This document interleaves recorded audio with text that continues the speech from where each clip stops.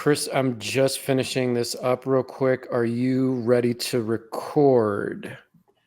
Howard the Duck is better. I'm smart and can figure things out. Swamp Thing is better. I'm strong and can talk to plants. Chris, is this where the show is going? Actually, your little skit is more well written than the two movies we're going to review. Anyway, guys, weirdos, cosmic surfers, welcome to episode 7 of Trash Movie Bonanza. Marvel versus DC. We're gonna get crazy. Jamie, hit it.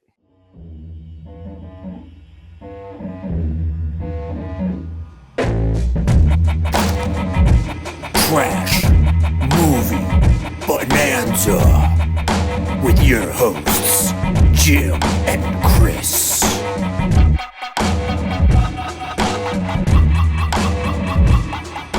Folks, welcome to Trash Movie Bonanza. This is a show where two friends talk about some trash, but it's not always trash. Maybe it just underperformed. Maybe it's just schlock. It all depends. But today we've got some movies that were some very weird choices. We're going to look at Swamp Thing and Howard the Duck.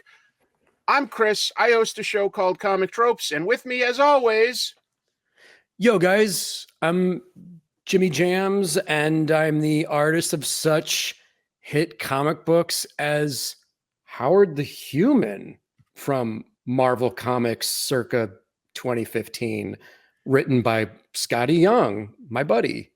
that is so cool. What happens when Howard is a human trapped in an all-animal universe?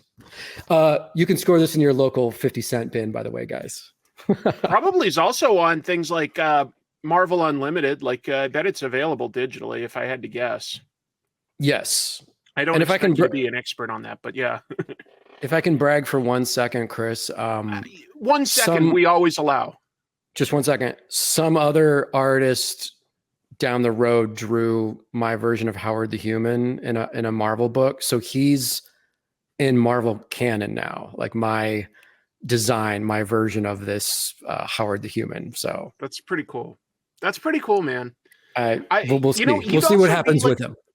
You'd also be a really good fit though on something like, Swamp Thing. Like, I mean, just that aesthetic. I would love to, see something like that. I don't know. I just feel like that your mixed media or something could do something really impressive with all the, because Swamp Thing is such a creature of like made up of all sorts of different vegetation. There's a lot of different textures and patterns and stuff to him. Well, pure texture in the comics, maybe not as much in this movie, the suit.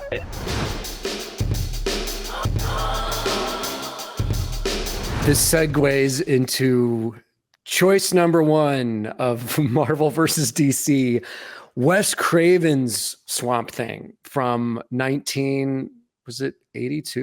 It was 1982. 82. Okay. 82. 2 years. This was 2 years before Alan Moore's seminal run.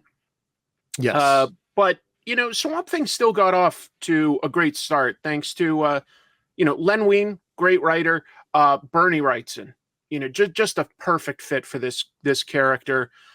Swamp Thing's always been a very cool character. At the same time, isn't this wild, Jim, to think that as far as live action DC movies go, this was out before, the big budget Batman. They had the 1966 sort of TV movie, and they had 2 Superman movies, and then Swamp Thing of all characters. Right. It's like, what prompted them to move forward with this? And before I forget, as an artist, I do have to give a huge shout out to Bernie Wrightson because he was an absolute genius. And the look of the Swamp Thing in this is a more clean, stripped down version, kind of closer to Bernie. And once Rick Veitch and Steve Bissette and John Tuttleben got on the Alan Moore, he became more textural, more viney, more detailed. Yeah. And they actually kind of got that right with the sequel, Return of the Swamp Thing, which is a more comedic, also schlocky movie. But we're here to talk about the first one. So, 7 years gap before they decided to do that sequel. And got the same actor, the Swamp Thing, got the same villain or same actor to play the villain. Kind of weird. Kind of weird in a lot of ways. We're here to talk about the first one, and I probably won't be able to help myself, Jim, but to make a few comparisons to the comic and the differences. Although that we're here to focus on a movie, I just can't help myself because Swamp Thing is a really important comic book in a lot of ways. I think he's, very successful because he's always had really strong creative teams. Yes. So maybe that's part of why Hollywood was interested. Also, like the character debuted in 71. This came out in 82. He'd only been out for 10 years. That's not a long time. I have to imagine the rights to Swamp Thing were significantly cheaper than Wonder Woman. They couldn't do a Green Lantern back then. Things like that, right? That's a good point. Yeah. It's also, man, in researching this, I was kind of shocked to find that Michael Uslan was one of the producers of this movie, and he famously bought the rights to Batman, the license to Batman, around this same time, and became like a multi-millionaire because he's been attached to every Batman incarnation in cinema since this time. But I had no idea that he was part of this original lineup of producers and talent. Which makes me think I should have looked at this. I forgot. I wonder if he did something similar with Swamp Thing, because of course there was also 2 TV shows. Well, actually, if you count cartoons, more than 2, but like 2 live action shows. There was the USA, which was several seasons, I think. And then there was a short-lived version on cable like about 4 or 5 years ago. Yeah. Maybe more than that. That notoriously got canceled, Yeah, it's an interesting story because basically when they agreed to film the show in, I want to say, North Carolina, they were under the understanding, the producers were, that they would get a very specific, huge tax break. Once they started filming, they found out that they hadn't really been told the truth. They weren't getting that full tax break. It really affected how much of the show they could film. And like everything about that show was like really well received. The more recent one with Derek Mears as Swamp Thing. But it was a money thing. They just didn't have the money because they were counting on a really big tax break. Right. Interestingly, Derek Mears played Jason Voorhees, and the director of this created Freddy Krueger, but not yet. This is pre Nightmare on Elm Street. Wes Craven still getting his foot in the door of Hollywood. Dude, you mentioned Derek real quick. I just have to say, I met Derek years ago at Rob Schraub's wedding, and he played Kick Puncher on the Community TV show, which Rob's best friend Dan Harmon created. And at the wedding reception, I approached Derek and was like, "Did you by chance see the Kick Puncher comic book?" And he's like, "Yeah, it was awesome." I'm like, "Well, I drew that. I hope that you're okay with the interpretation." He's like, "Oh man, give me a hug." He's like, "You're awesome. That was cool." I think Derek's great. He's been hilarious on like Channel 101 shows, like that Harmon and Schraub created. But then I love seeing his success with not just like Friday the 13th. He was like he was on the Twin Peaks return. He got to work with David Lynch. Like just a great incredible. Career. And one really other talented last guy. Sorry to interrupt. One other last connection with our show and Swamp Thing. My buddy Andrew Soria, incredible effects artist in LA, helped animate a part of the intro to our show where I take the VHS out of the packaging, I shake it, it explodes with the blood. Andrew did that. Andrew was also one of the special effects guys on the 2020 Swamp Thing TV show. That's amazing. And was incredibly pissed off about them canceling the show because they worked hard. They worked really hard, man. So that's the thing. Yeah, that it had a good tone. It had a good cast. That you could tell that like a lot of care went into that show, and no one wanted to like walk away from it. It was purely a money thing. there's gonna, like, you know what we're talking about, comic book movies. There's probably always going to be a few connections. Yeah. Another semi connection here. We already mentioned that Derek played Jason Voorhees. The music in this movie, Henry Manfredini, Yeah. the creator of the Friday the 13th theme. Yes. Yeah. And his, which is basically I think his, Psycho. right. That's very true. His music in this is good. It works. It's functional. There are attempted moments and scenes of like horror sort of in this movie. Let's talk about that though. Like, what tone did you get out of Swamp Thing? You know, was it horror? Was it, superhero? What was the tone here? Yeah, to me, now as an adult watching it, it plays as just kind of a schlocky, B movie sort of action movie. As a kid seeing this on VHS, because it was comic book related, I thought that there were elements that kind of like creeped me out, that it took place at night and Alec Holland is like lit on fire and turns into this creature. So as a child, I was kind of like, oh shit, this is kind of edgy. Watching it now, obviously it's like, it's silly, but I find it charming. It has much more charm in my opinion than Howard the Duck does. I would say that this is at least a little more consistent, if we're going to make that comparison, and we can make more comparisons once we get to Howard. This is a movie about, a swamp creature. So I don't necessarily expect it to always be completely serious, but there are little things that director Wes Craven did where you can tell he's trying to give it a comic book aesthetic, but I wouldn't associate that with a comic book aesthetic. And specifically, I'm talking about the very cheesy wipes between scenes. Yes. Yeah, and the like curtain wipes. There's like a curtain that drops with down like the blood effect splatter, but it's not like actually dripping because you didn't have that technology yet. Yeah, that caught me off guard on this viewing. I didn't remember that part. Every time they did something that was the equivalent of like a star wipe, it broke me out of the scene just a little bit. I was like, okay, I get what you're doing, because you're sort of trying to evoke the idea of panels. Doesn't quite work for me. Also didn't work for me in Ang Lee's Hulk, where he did sort of panels. It was an interesting idea, but for me, it doesn't work. Maybe I'm being a nitpick. No, I totally agree, man. And I'm a huge Twin Peaks fan. So my other thing before I forget is Ray Wise is in this playing Alec Holland, who becomes Swamp Thing. And he's Laura Palmer's dad in Twin Peaks. And he's also in RoboCop. And I'm a huge fan of his, man. He's awesome. Absolutely. No, Ray Wise is one of these character actors that always elevates something. We were talking about Evil Toons last episode. Dick Miller makes the scenes he's in interesting. Ray Wise, definitely makes anything he's in more interesting. So we can get a little into the plot. If I could start some of that, is that okay? Yeah, please.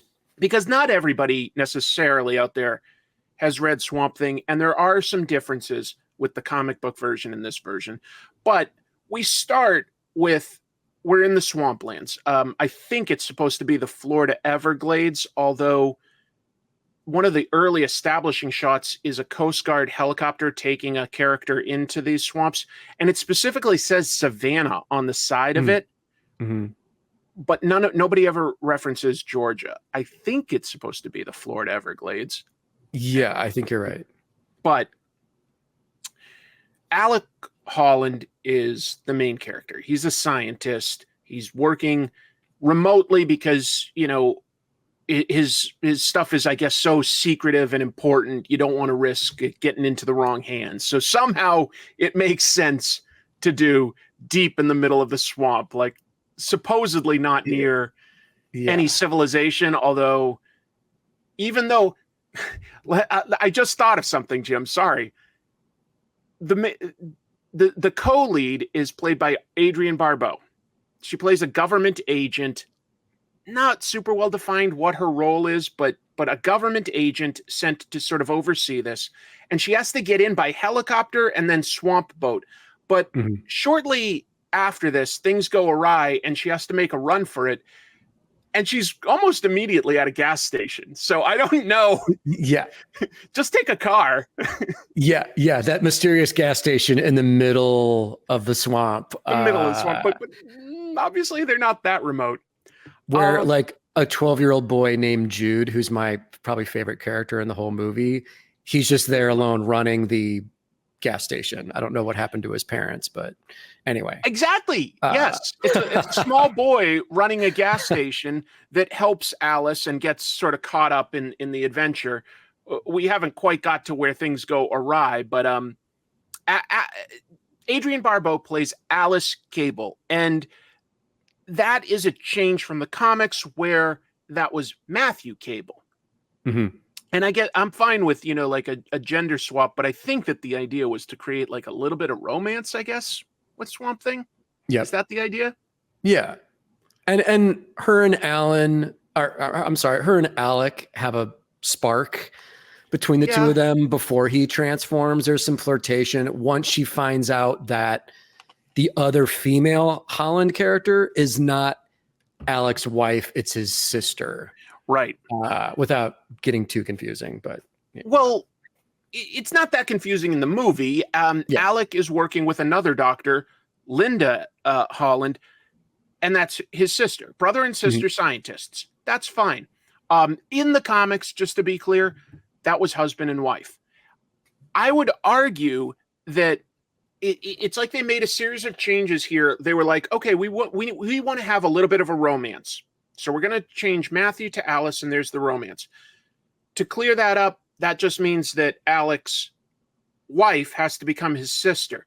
But that removes an element of tragedy out of, not completely, but there was something very tragic about Alec and his wife getting killed by these mercenaries that come to steal their research. And yes, it should be very sad that his sister gets killed. But once she's killed, I don't think she's mentioned by anybody ever again. Yeah. She's just gone. Yeah. Like Swamp Thing, when he becomes verbal and starts communicating with Cable, with Adrienne Barbeau, he doesn't mention anything about his sister dying or the sadness or the tragedy, or he's just sort of there as the monster. And that's that. I think that Swamp Thing works well as a tragic character, thinking that he's lost his humanity. There is an arc in this of him sort of learning to speak a little better and connect a little better, but not being able to go back to his former life. I mean, he can't be a scientist again, but I don't think this movie nails that tragedy. And I think horror and tragedy could have suited Swamp Thing very well for a movie. It doesn't quite nail that. Yeah. It's, Wes Craven had to do a much more toned down version of his vision because his previous movies, like Last House on the Left and stuff, those are R-rated movies with intense things that happen in them. And this was a PG movie, which still had some minor scenes of gore and also a sort of topless scene with Adrienne Barbeau in the swamp. I don't know if you saw which version you watched, but on the one I watched on Amazon Prime, there is a very quick kind of side boob thing happening that I was like, oh shit, this is a PG movie. Okay. That's right. Okay. I do remember that. But you know what? Back then in 82, we didn't have PG-13, and sometimes they would allow a little bit in a PG movie. Yeah. There were some of the early James Bonds or a movie like Jaws, you can basically see like just the tiniest glimpse of nudity, but it'll be like in shadow or at a big distance. They would allow that stuff in PG back then. They probably wouldn't now. Yeah. This has a strange bit of a plot where Alec and Linda are creating a formula to make plants grow better, solve world hunger, noble, honest. But it's also very volatile, this chemical. Like if you just sort of like, it's like nitrogen, where if you bang it, it'll explode.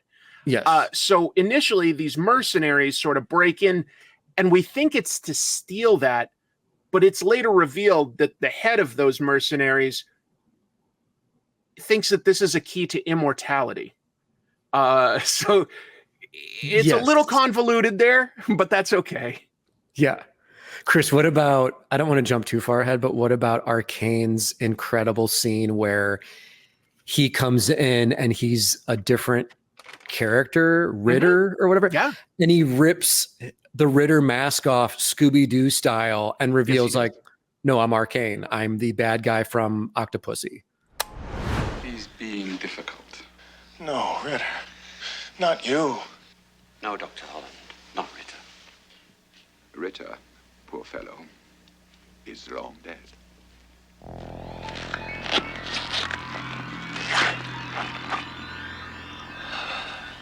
Kind of loved it.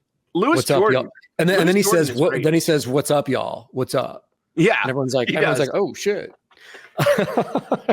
Lewis Jordan. I'm glad you mentioned Octopussy.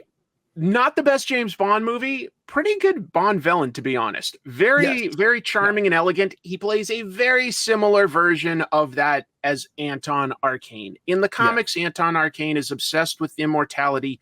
Here, they have merged Anton Arcane with Swamp Thing's initial villain from the comics. I wrote it down. Nathan Ellery. Nathan Ellery headed up these mercenaries called the Conclave, and they were just trying to get money and power and stuff like that. But Anton Arcane was always into weird science stuff. He's like a Dr. Frankenstein type, obsessed with immortality. It sort of works. It's a little strange. The mercenaries are all buffoons. They're all a bunch of goons.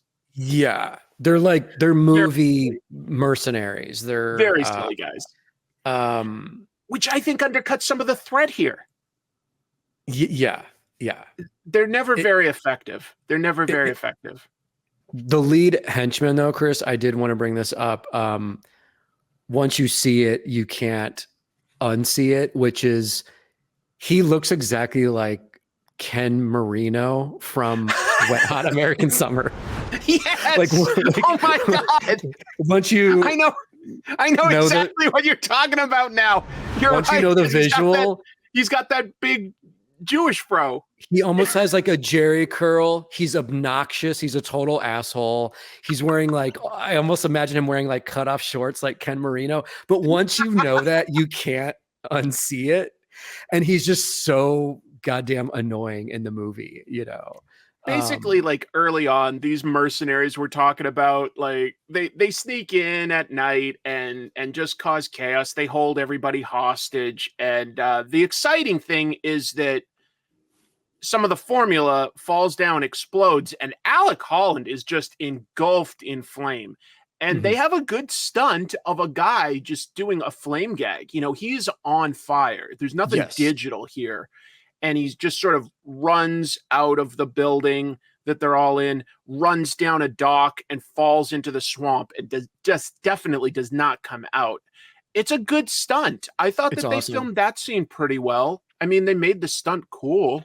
Yeah, it's awesome, man. I was watching this, and then the night before I rewatched Chopping Mall, which has a scene of someone catching on fire. And it kind of dawned on me like, God damn, man, in the 80s, they would just light people on fire for movies. Like, obviously, trained professional, a stunt man, obviously, or stunt woman, but it's like, people would just be lit on fire, and you didn't really guarantee like what was going to happen. It looks so dangerous. It looks totally dangerous. Jim, do you ever watch the YouTube series Corridor Crew by any chance? They look at like special effects in movies, or do you not know that one? I haven't seen that. That's fair. They most of the time it's like some special effects artists sitting on a couch reacting to various visual effects, good and bad. Sometimes they do stunt stuff too, though. And they had like, some professional stunt people like suit one of them up in like, the flame retardant suit, put like the gel and stuff and explain in steps like how you have to do this very dangerous stunt. It actually gave me even more respect for how dangerous those stunts are. I believe that the record for the longest on fire is from Friday the 13th 7, The New Blood. I think You're Kane right. Hodder did like a really extended burning Jason in that one. Yep, you're totally right, man. And Am it's I? so impressive to see. And also, I'm You sure can't you know this, breathe. Chris, You can't breathe but when like that's happening. Kane Hodder did that stunt, and like years before that, he was in a near tragic fire stunt when he was younger. And like Really? half of his body was permanently like burnt and fucked up from it. So I had no idea. the fact that he would even reattempt it Pretty later in brave. his career, he was a ballsy guy, man. Hey, You know. let's talk about this then. We're talking about a stunt man playing a character, and essentially Dick Durock, who plays Swamp Thing. I mean, I think he was cast because of his height more than anything else. But of course, he does have to sort of act. I don't know. What do you think of his characterization of Swamp Thing? Any big opinions on that? I think it works okay for this movie, but did you know that they actually suited up Ray Wise as Swamp Thing and I did didn't. the makeup with him? And they just thought that uh was it what was the gentleman's name? Dick. Dick Durock. They thought Dick would just be the stunt man, and they were started shooting scenes with Ray as Swamp Thing, and the size and height was just too different. Yeah. And some of the other producers came in and were like, let's just have Dick as Swamp Thing. Like, this isn't working Interesting. out. This isn't matching. So I can't imagine, like, was Ray Wise disappointed? Was he pissed off? Because he's Right. just in the Small movie role. as Alec. It's a And small role as Alec. that's it. So That's very interesting, Jim. I didn't know that. I think now it makes a lot more sense why they would have hired Ray Wise, because they probably expected to get more of a performance out of Swamp Thing as well. And because that just didn't translate visually, and they went with Dick Durock, like that guy went on to be in the sequel and the TV show. Yep. Like he stayed with that role. Well, that's fine. He did fine, but yeah, I can only imagine if they today, of course, digitally, you could have just put, the actor's face or head and just done it. yeah. Wasn't an option back then. But apparently, when they were filming this movie, everyone was so uncomfortably hot and miserable in these swamps that Ray Wise probably dodged a bullet not having to wear the outfit, because Dick and the guy who plays the stuntman at the end of the movie, when Arcane manifests into the weasel Werewolf guy. monster thing, whatever that is. Apparently they were both absolutely miserable in those outfits running around in the swamps. So that makes sense. This was a difficult shoot, and Adrienne Barbeau, they're all experienced actors, but she's on record as saying that it was not fun, and bugs, insects, real life weird creatures everywhere. Like they were on location in real swamp. So the swamp is teeming with life. There's going to be snakes, there's going to be bugs, there's going to be rodents. That's you can't get around that. I believe that when they eventually did the USA TV show, they started the first few episodes filming some exteriors in a real swamp, and they quickly realized that on a TV schedule, it was impossible. So they just made a realistic swamp set. In some ways, I'm surprised they didn't seem to do more of this, because it does seem to be pretty much all shot outdoors. A lot of it is shot during the day, and I would argue, and that's probably a budget thing. It probably is. They probably shot this pretty quick, and it takes a lot more time and effort to shoot at night. But it would have looked a lot better to hide the costume and to make it creepier if they could have done a lot more at night. And they do some stuff at night in Anton's mansion, but not much in the swamp. No, I'm glad you brought that up, man, because that was one of my big thoughts watching it this time. I was like, wow, Swamp Thing was creeping around at night, lit really cool, subtle in the shadows, the textures of his outfit. Maybe we just see his eyes in certain things. It would have been so much more effective, so much spookier. But what you're saying, man, it's like, I guess, budget. It's, Yeah.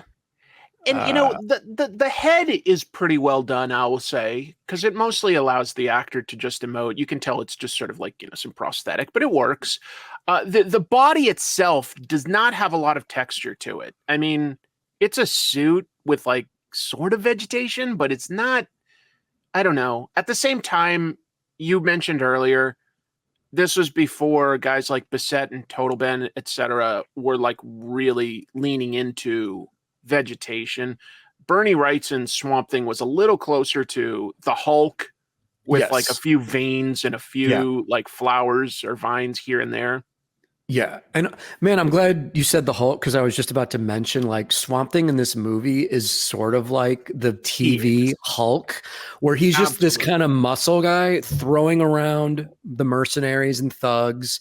And we kind of go from scene to scene of Adrienne Barbeau being chased by the mercenaries, Arcane's men.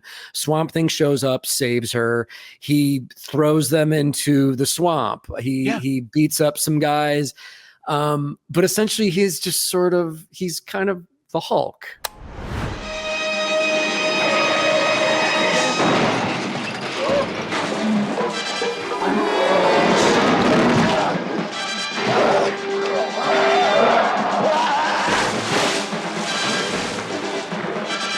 It's limited with what he can do. This movie has a pretty good first act introducing the characters. You've got Ray Wise. You've got the characters meeting each other, and things go awry when the mercenaries attack. You've got a decent third act because we finally sort of get a monster on monster.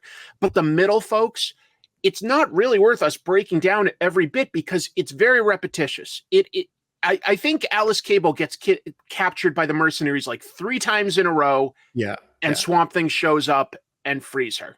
And each time, like, lingers just a little longer. So, she finally is like, Alec? It's like, yes, it's definitely Alec.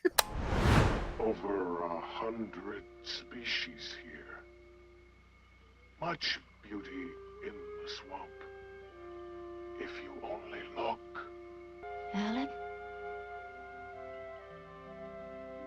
Oh, I'm sorry. Yeah. My favorite part, and something worth mentioning and maybe showing a clip or two from, is when Alice meets Jude, the charming, hilarious kid who runs the gas station. If this was cast or done now, man, I feel like it would be like a sassy, smart-ass, fast-talking kid. Yeah. And the kid who plays this, he's like an old soul who's acting like a 35-year-old, and he's like real mellow, and he's just kind of like, ah, shit, there goes the neighborhood, when he first sees Swamp Thing. And You're right. It's a funny, nuanced performance that I just think it's charming. It's funny. Yeah.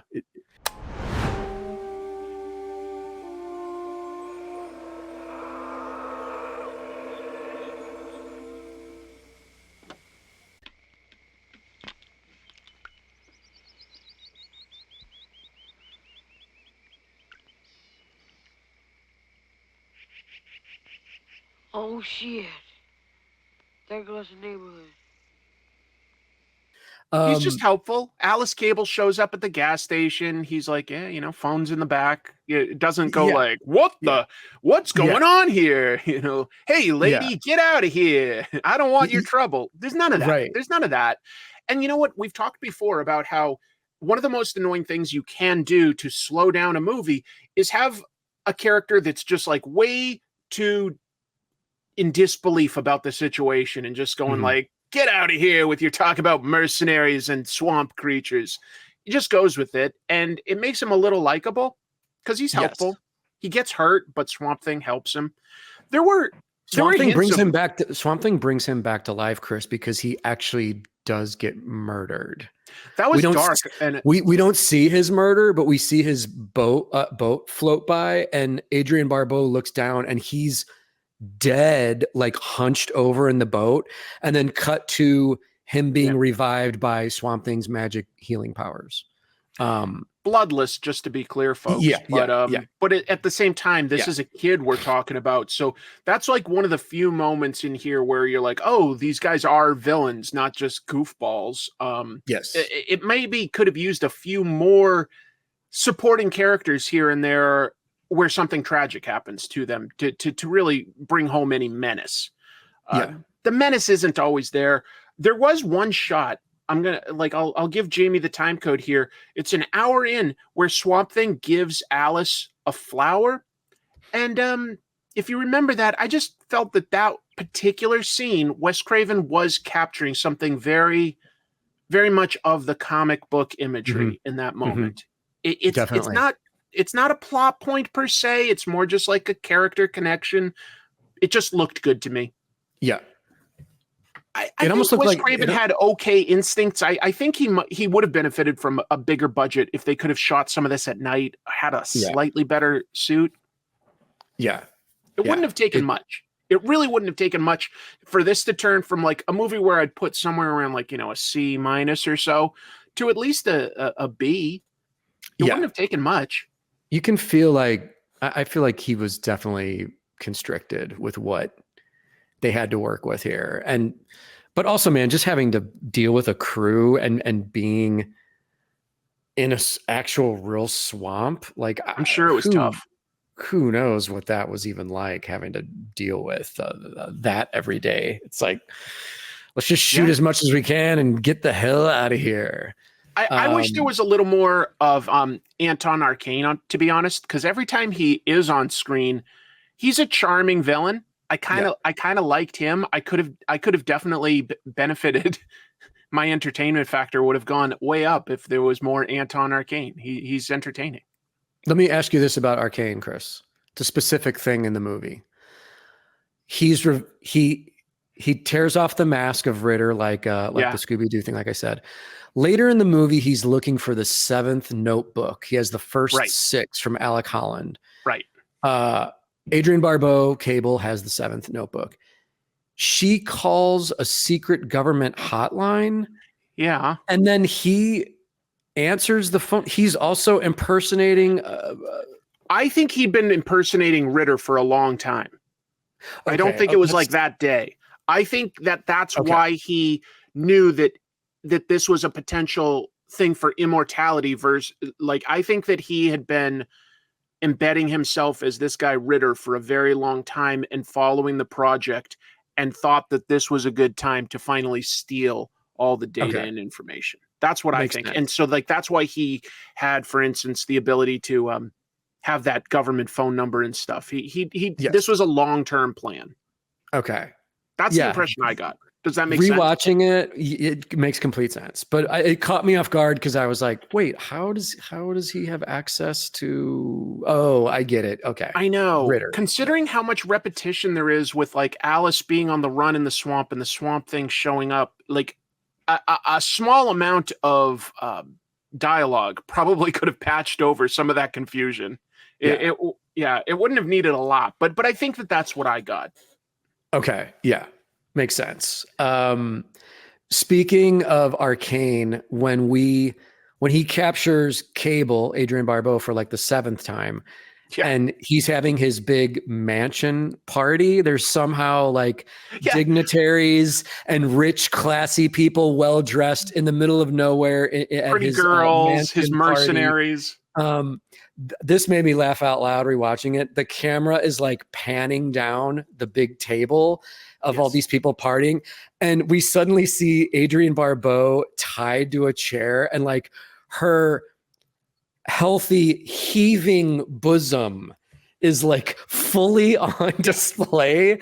And it's kind of like the ropes are underneath her chest. And they're meant there to emphasize the right things. Yes. And it's like, this scene is for the boys out there watching. It's like, oh, co-starring Adrienne Barbeau's breasts. Did Dad take you to the movie theater? Don't worry, Dad. Here's something to keep you awake before you have to drive your kids home. That's what I'm getting at. It's like, it's for a PG movie. It's about as much as they can do. But yes, it is kind of funny, like how they've emphasized her assets. We'll say. And I mean, Adrienne Barbeau was sort of known for this in all the movies she did were kind of exploitative or horror, or Yeah. she worked with John Carpenter a lot. She was in Cannonball Run showing her chest. So it wasn't like a new thing for her, but it stuck out to me almost like it had comedic timing to it in a way. Because Alice is a pretty serious character. She's a government agent. When she shows up, she's wearing a suit. It isn't like it's put on full display right from the beginning. Yeah. Like in the sequel, which we've said is way schlockier, it was Heather Locklear, right? And I mean, she's just like, a kind of a bimbo from the beginning. Yes. Yeah, it's a very different character. She's blatantly like the blonde bombshell, and that's her role. Adrienne shows up and is actually like a smart, capable badass. She is, and she can handle a gun. She can. She understands the science. She like asks pointed questions early on. It makes her kind of likable. I liked her character just fine. It's just that almost immediately she's on the run and she doesn't accomplish anything while she's on the run. She just keeps getting caught. Yes. Yeah. It's to the point where she loses that 7th notebook to Arcane and his mercenaries. So he thinks that it's just an easy cure for immortality. He's at the party that you were just talking about, and he does something pretty evil. He basically just puts it in the drink to his henchman Bruno. Mm-hmm. To sort of reward him because Bruno captured Alice last. Yes. But he does not turn into anything powerful. He turns into a tiny little pig man. Yeah. Because it's revealed later by Swamp Thing that the formula, it's like the super soldier serum. The formula manifests what your inner personality, your inner vibe is. It actually emphasizes the core of you, like whatever you really are at your core. It makes that the most dominant thing, and the formula works in so simple a way. What Bruno took was what changed me. It only amplifies your essence. It simply makes you more of what you already are. Bruno's essence was stupidity. The Little Pigman was a decent shout out, though, to the fact that when Anton Arcane was introduced in the comics, he had little animal henchmen called the Annie-Men. Oh, yeah. The Annie-Men. So I think that was sort of like an intentional reference to the comic that he got like one. We couldn't afford a bunch, but we got like one little monster man. And like Swamp Thing has had his arm cut off by the mercenaries and is chained up in the dungeon with Alice. There's a dungeon under the mansion, folks. Of course. Wait, by the way, dungeon. This gets confusing because Swampland is very wet. To build down, like basements and stuff like that, the engineering it would be very, very expensive. But I guess like Anton is a very wealthy man, so he built like a dungeon deep into the swamp. Chris, we have to create our own mythology and assume that Arcane's mansion and dungeon, they're just in their own separate neighborhood outside of the swamp. Because like I said, all these classy, rich neighbor people show up for his party. So this is like in the suburbs outside of the swamp. I don't know. Who knows? I don't know. Well, no, because at this point, Swamp Thing gets like a shaft of light and he's finally able to regrow his arm. That was kind of cool, actually. Mm-hmm. Very minor special effects, but it's effective. You get to see like a tiny little vestigial arm grow. Yeah, little puppet arm. He breaks them out, and they go to like even deeper into the what am I calling it? The dungeon. Yeah, they go deep into the dungeon, and there is a pool, a nice pool at the bottom, which at this point I'm thinking is below water level, but I'm thinking that it too strong. And we're told that this is connected to the swamp. Right. It's presented as like this glorious, like health spa, clean water and stuff. But The swamp is gross, folks. Yes. You'd be having like snakes and rats and nutria come into your mansion every day if you had, but the heroes use it to like just take a quick little swim and boom, they're in the middle of the swamp again. They're back. So Back in the swamp. but Magic. that's gross. That's gross TV to have magic. swamp water in your mansion. Right. They went from a clean chlorine-filled whirlpool Spa pool, yeah. dungeon spa pool to it just leads back to the swamp. It's fine. And we don't even get like, which I get because they couldn't do this with the costume, but it would have been interesting to see them holding their breath and trying to make, the escape. It's an escape. How about some tension? It just cuts to them in the swamp and you're like, oh, I guess that wasn't that hard. Barely an inconvenience. There's a lot of that in this movie where it's kind of like, okay, we don't have the budget. Cut to the next scene. Cut to the reaction of what this was. Cut to, it. But Arcane decides he's like been thinking about it, mulling it over. He's on his porch and he's like, you know what? I think it's still a good idea to drink the formula. Even though I saw what happened to Bruno and I've been told it brings out he's been like basically using this time to psych himself up and trick himself into thinking, I'm a powerful, wonderful person inside. And this is going to bring out something incredible in me. Mm-hmm. And you know that's delusional. And he turns himself into a pig werewolf? Yeah. Question mark? It's an amalgamation of several different creatures. But first, Chris, he manifests that like cocoon, like a trash bag cocoon around himself. And he's breaking out of the trash bag, the lawnmower clippings bag, whatever it is. And then we see it looked like a pile of poop, if I'm being honest. I thought it looked like a pile of poop. I thought it was, a Lawn Boy Home Depot grass clippings bag that they bought for $5. And they smeared a little bit of like clay and mud on it. But as soon as he starts breaking out, I don't know if your reaction was the same as mine, but I forgot that it was like, oh, he's a weasel pig wolf man. That's right. It's like it's an okay design. Yeah. I legit.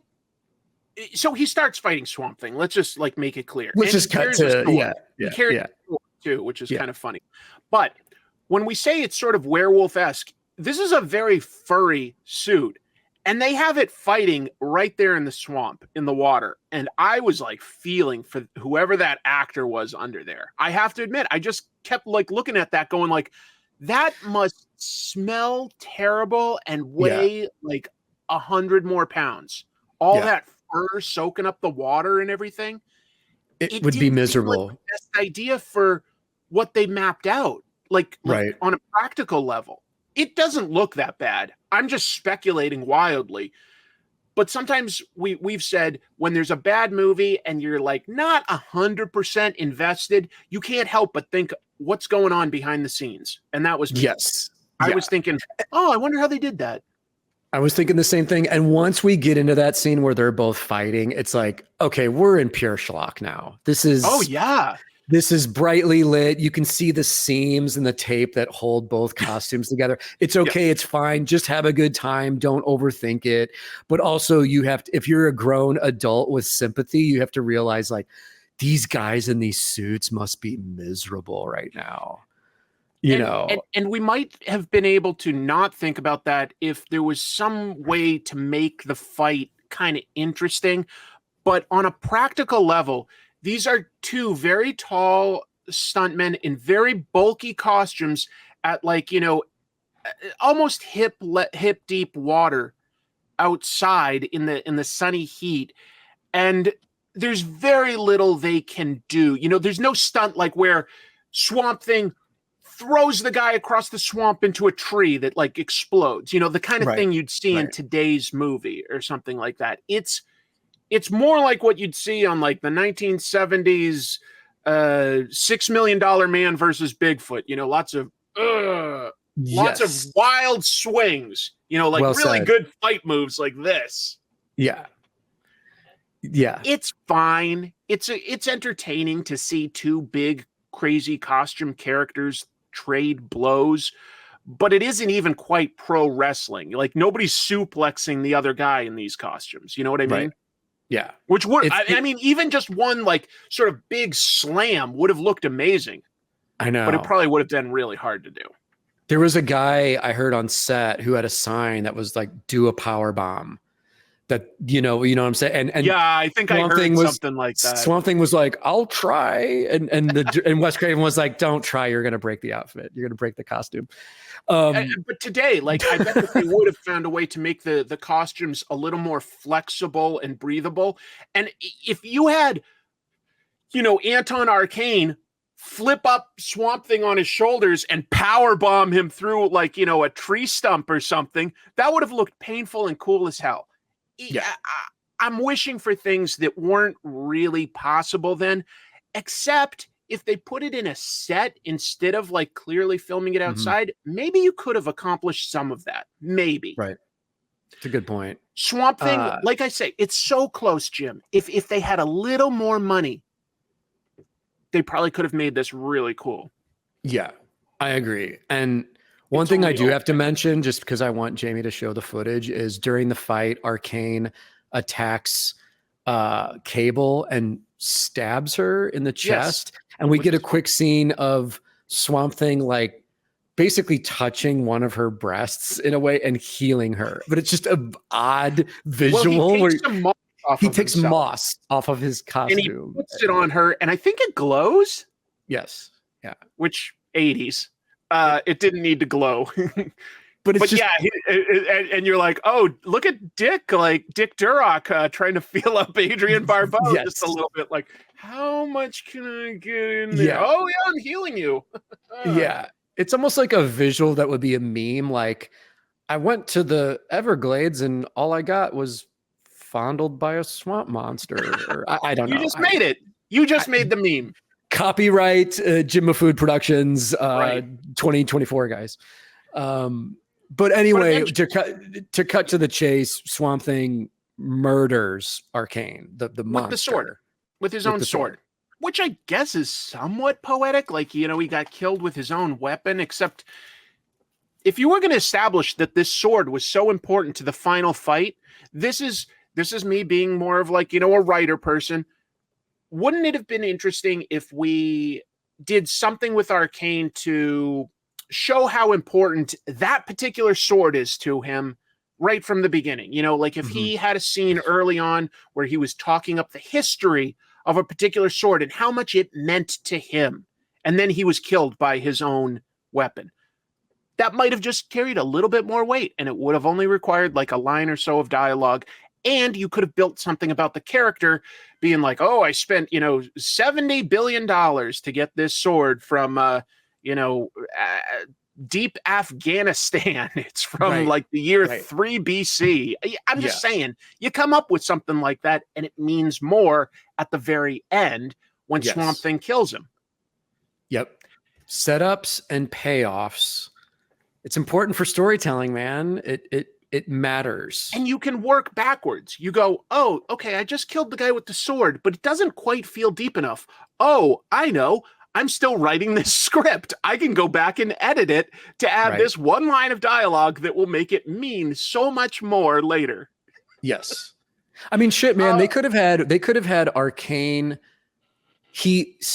Alec Holland, it was his family sword and it was in the lab. And when Arcane comes in, he steals the sword from Alec Holland and is like, I'll be taking this. And it winds up, that's his instrument of death later in the movie. What if you were like, Or Alec whatever. Holland has like, this Dutch history, and this was like, his great grandfather's sword when, he went exploring and found some new plant. And when Alec learned about what his great grandfather did, that inspired him to become a scientist. So he keeps it there as a memento. Little things Exactly. like that. And this is us brainstorming on the spot. Like, we don't have Yes. notes about this. And I think it would have made the payoff a little more exciting. I just keep coming back to, like, this is a decent movie. You can, like, watch it. It keeps going. It doesn't have bad acting. It doesn't really have that. It's just that in terms of the stunts and the setups and payoffs, it's a little lacking for me. Yeah, I feel you. It does have a vibe and an early 80s mood and aesthetic that I get into, that I dig. It is charming, and I do give them an A for effort. But this, you guys, I mean, this is definitely a schlock B movie. It's not pure trash, but this is not like anything extraordinary. It stuns me that it got a sequel, even if it took 7 years. It stuns me because it's just not that amazing. Like, I'm surprised that it had enough of a following, and enough of a following to get somebody like Louis Jordan to return as Anton Arcane. Like, I'm legit surprised by all of that. Yes, he comes back in the sequel. He's just back, and they were like, oh, they revived him later. Yeah, like his men just revived him later. Like, there's like some dialogue like that. You're like, okay, wow. Seemed pretty final in this movie. Guys, stay tuned. On episode 12, we'll be reviewing Return of the Swamp Thing. Any other big thoughts on this adaptation, this first 1982 version of Swamp Thing, Jim?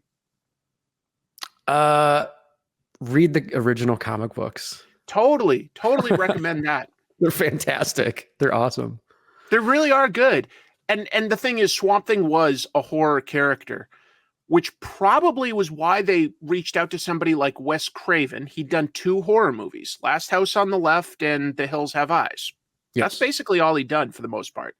And I think that it makes sense why Wes Craven took it, because if you track Wes Craven's career, he was a horror director. Scream, Nightmare on Elm Street, a couple other little things like, Shocker or The People Under the Stairs.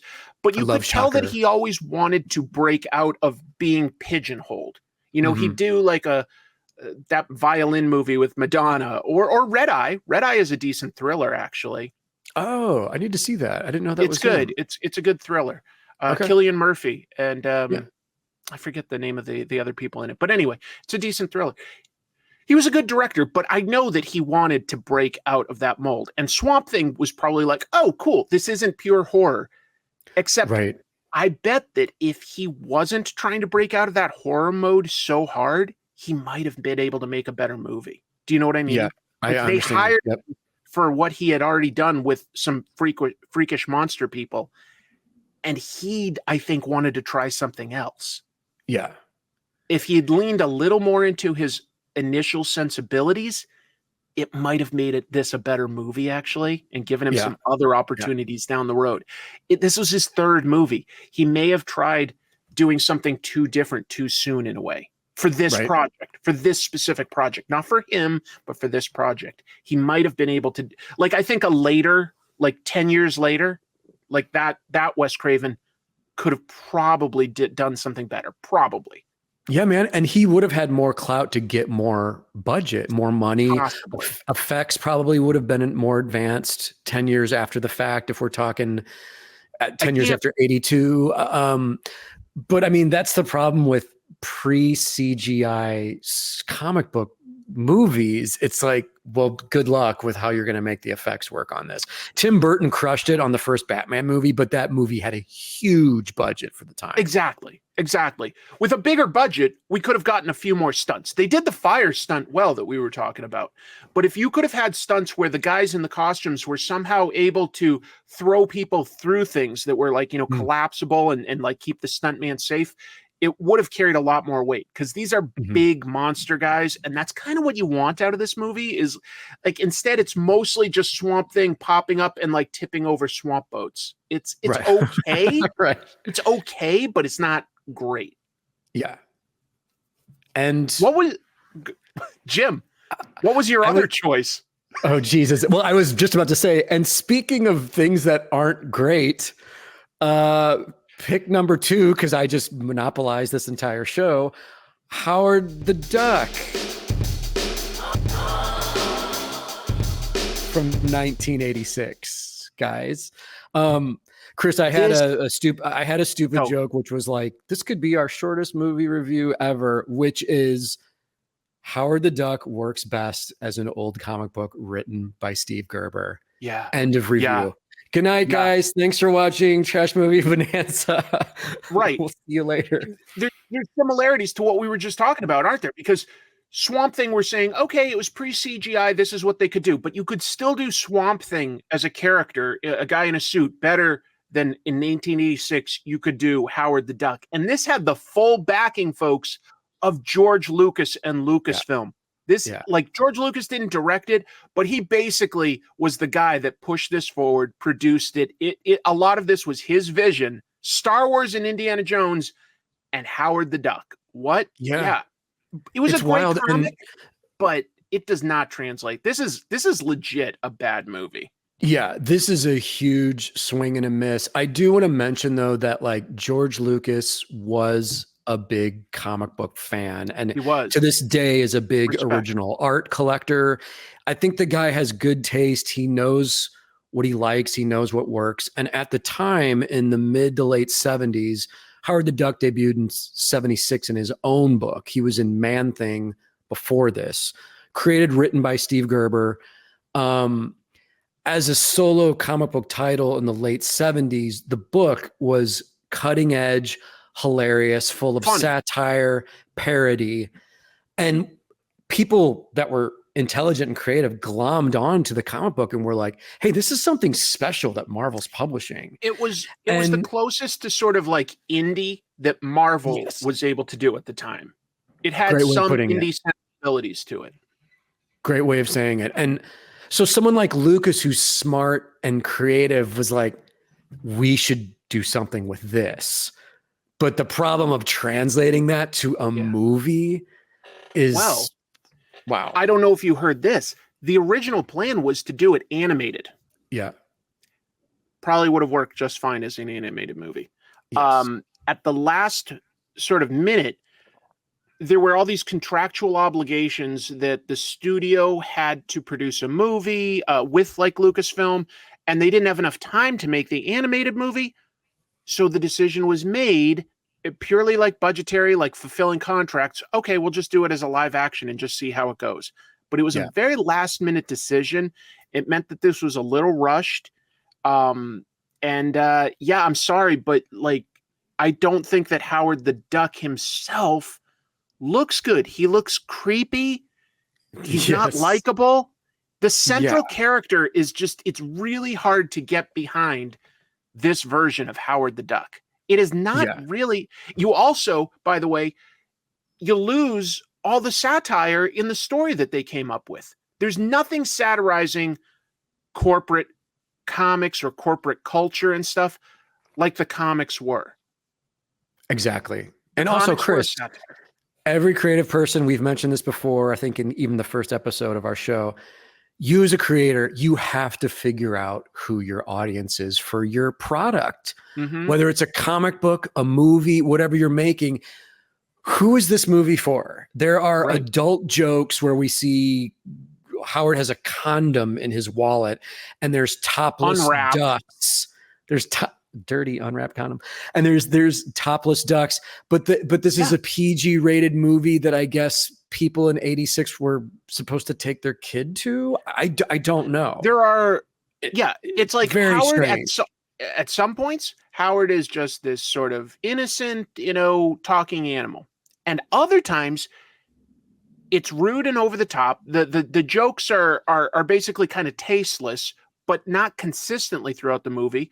Right. And then at the end, you kind of have some monstrous stuff that tonally is jarring because you haven't had something that horror based early on. Like the monsters at the end are cool for me as an adult, but if I was a younger kid that this was ostensibly aimed at, those would probably be pretty intense actually for like an 8-year-old or 10-year-old maybe even.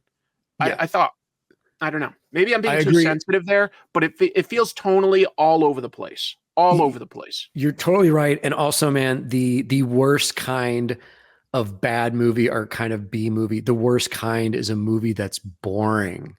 And this movie has a lot of boring things that happen. It's way too long. It's almost 2 hours long. It should be an hour and a half, clean, cut out a lot of the fat in this. And Same I thing want to as address something. It's got a boring middle act. Right. It's very, there's nothing that urgent. Howard, if you guys don't know, gets transported to Earth through a scientific mishap. He's from a world of ducks, okay? Mhm. This alien planet. He gets sucked out. We can talk about it a little. He ends up on Earth. He wants to get home. But the middle of this is him doing things like getting a job and not being very good at it and quitting. And you're like, where is this going? Where is the urgency? Where is the urgency? Chris, he gets a job at like a sleazy sex spa. Yeah. And again, it's like, okay, who is this So movie sleazy for? this movie is. What's going on in this scene? And we do have to mention, like, you know, once he's on Earth, he meets Leah Thompson, Beverly, who she's doing her best in this movie, I guess. I love her. I love her obnoxious hair. How much Aquanet was used in these hairstyles. She's in a band called Cherry Bomb, which I feel like is a direct reference to the actual all-female band, The Runaways. Totally was. So one redeeming quality of the movie, because I'm a music fanatic, Thomas Dolby and George Clinton from Parliament Funkadelic wrote the songs of Cherry Bomb.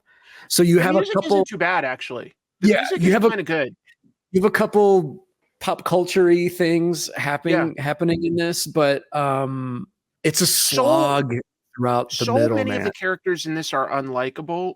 I can sort of build up to that, but it's not just Howard. Let me just say this before I go too far. I'd like to talk about some of the stuff early on, but the most entertaining character in this movie, folks, is played by Jeffrey Jones. And it's very hard to enjoy Jeffrey Jones these days. If you don't know, he got caught with having some bad stuff on his computer, and that's why you basically haven't seen him in anything for like the last 10 plus years. Yeah. And that's there's why a reason he's not in not Beetlejuice. I'm just going to say that. That's why he's dead in the trailer and they're at his funeral for the new Beetlejuice movie. That's the only reason. It reason. sucks, man, because him as an actor, I absolutely love him in Ferris Bueller as Ed Rooney, the principal. It's a legendary performance. And he is the most interesting person to watch in this movie. He is. It's really unfortunate. The movie gets off to a weird start here. I want to like sort of go a little bit chronologically with some of my observations and critiques, if that's okay. For sure. We're on Duck World. You get a little bit of parody with, you know, movie posters and stuff that we have here on Earth that are somehow, you know, they've got a duck pun, like Breeders of the Lost Stork. I remember I saw that. I was like, they were hoping for me to go.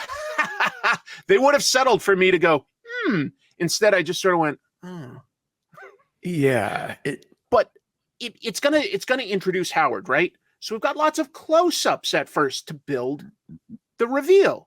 That makes, you know, close-ups of like, you know, a hand with keys coming home to the apartment, seeing him in shadow, blah, blah, blah. But when we finally see him for the first time, all of a sudden he's just sitting there on his chair watching TV. It's it's not a dramatic reveal for your most important character. Yes. Like compare that to, say, another movie with costumed characters that were based on comics. We'll go back to 1990s Teenage Mutant Ninja Turtles.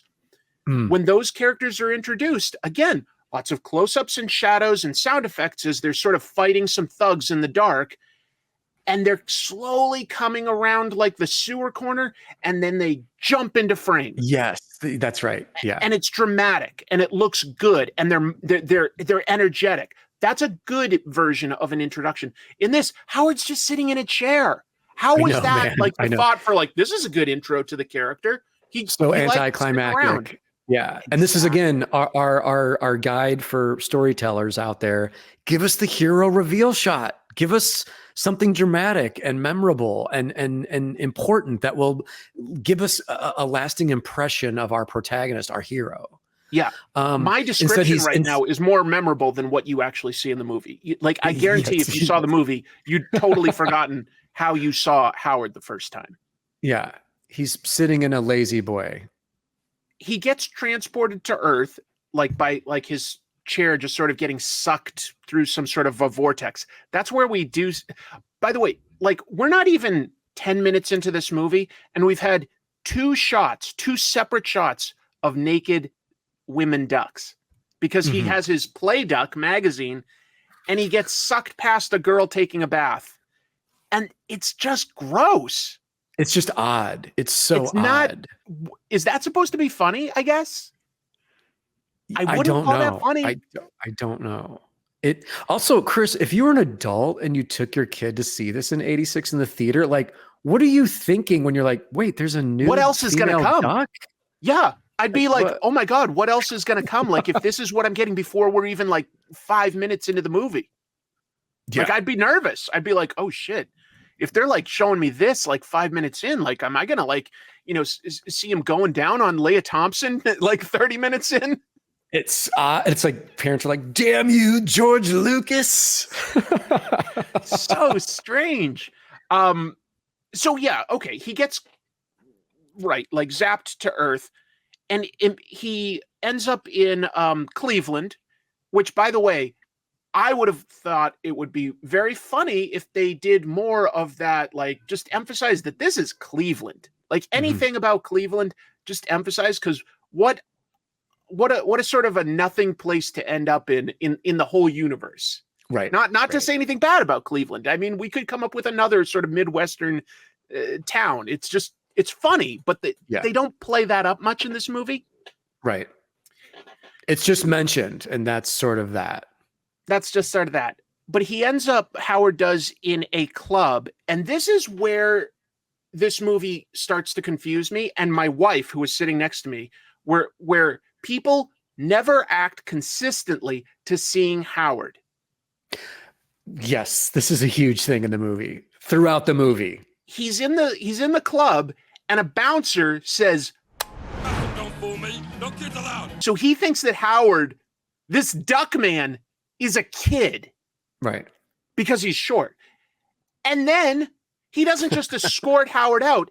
He picks Howard up that he thinks is a kid, and he throws him out the back into a pile of trash cans. Yeah. Who does that to a kid? Yeah, well, things are much more raw in the '80s, Chris. His line child as he child the kid, endangerment. No kids allowed.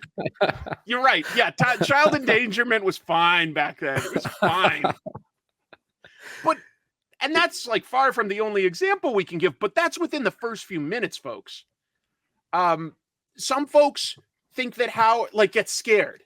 Like, some folks see Howard and they're like, "Whoa, what is that?" Other people say it's a kid, and other people still go, "It's a suit," and they look for a zipper. They think he's in a costume. It's a little guy in a costume. But everybody acts differently. There's nothing, like, just choose one and have that consistent, or have a very specific reason why somebody thinks it's a kid. Right. This is the point where Beverly leaves that club. She's been playing with her band. Beverly, played by Leah Thompson, is basically the co-lead. She's got a lot of heavy lifting, by the way, because she has to treat Howard like he's not just real, but that he's charming and interesting, and she wants to maybe get with him. That's a lot to ask of an actress against this sort of, not puppet, but little person in a prosthetic suit, in a weird suit. And man, she was fresh off of the success of Back to the Future. Yeah Red Dawn, Back to the Future. She'd done a couple other things. Like, this is 86. Wow. Leah Thompson was about as big as Leah Thompson got. She's had a good career, but like that this was her at her height. And I'd argue that maybe this possibly derailed some of that momentum, right? Like, that maybe without this, her career would have been even bigger. Right. Maybe. But at the same time, she still got Back to the Future 2 and 3.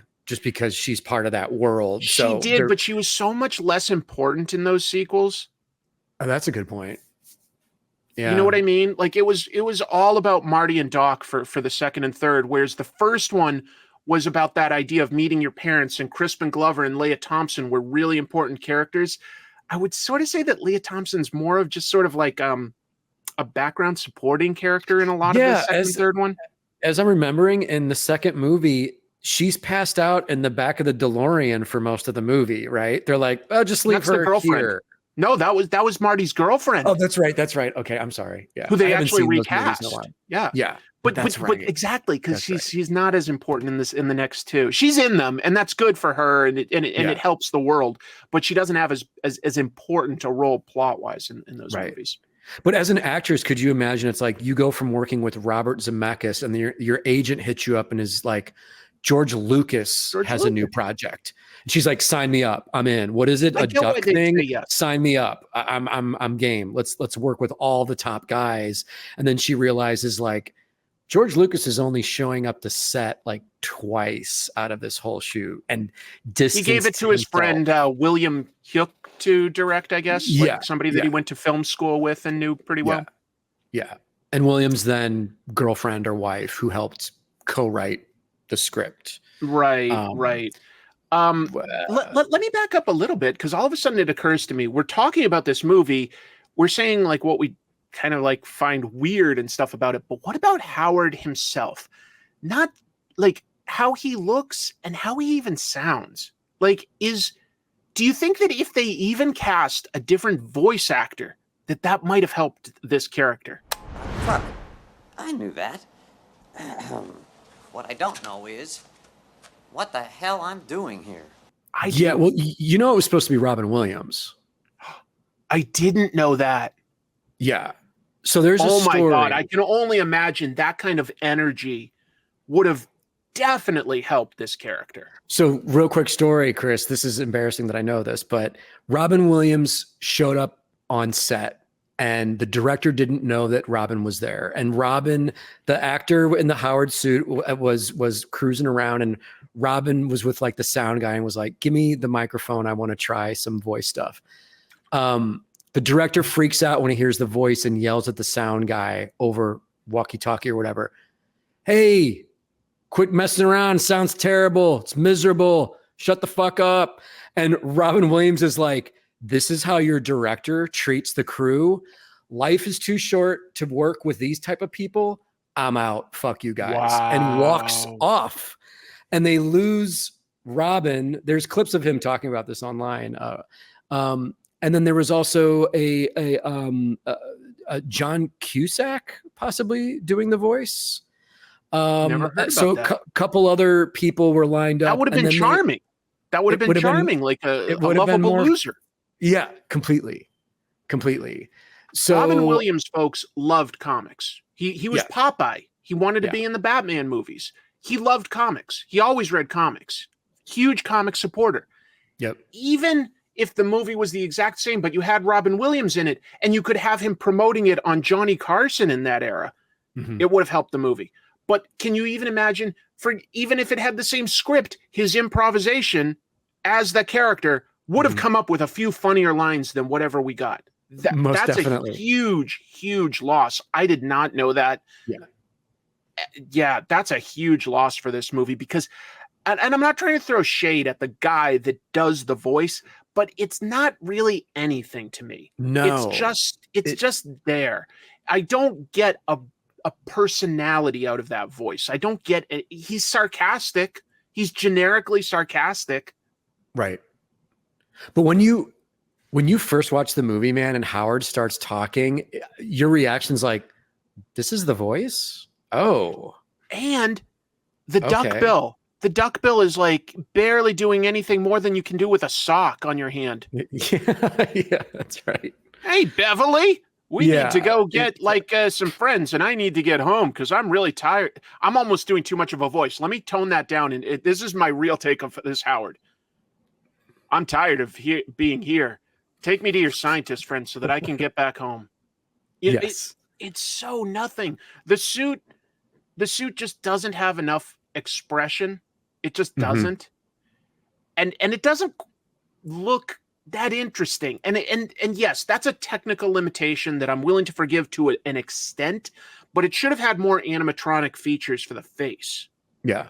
Yeah. The body is just it's this blob. But fine, I guess somebody had to fit in it. You know.